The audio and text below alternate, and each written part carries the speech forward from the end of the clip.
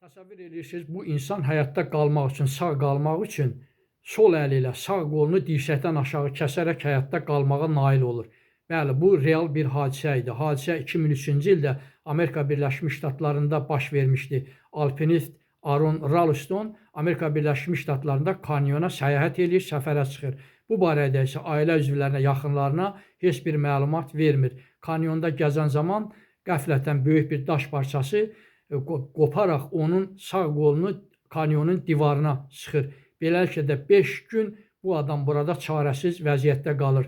Birinci gün həmin daş parçasını itələməyə, oradan tərpətməyə çalışır, amma buna nail ola bilmir. İkinci gün artıq suyu və yeməyi tükənir.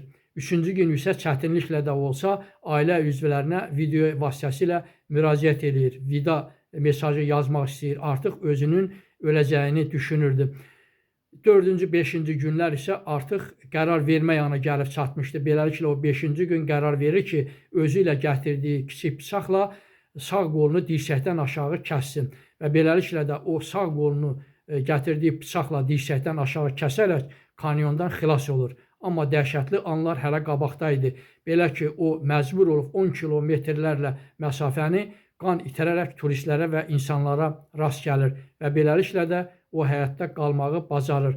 Bu hadisə barəsində 127 saat adlı film də çəkilmişdir. Bugün Aron Ralston dünyada insan iradəsinin simvollarından biri sayılır.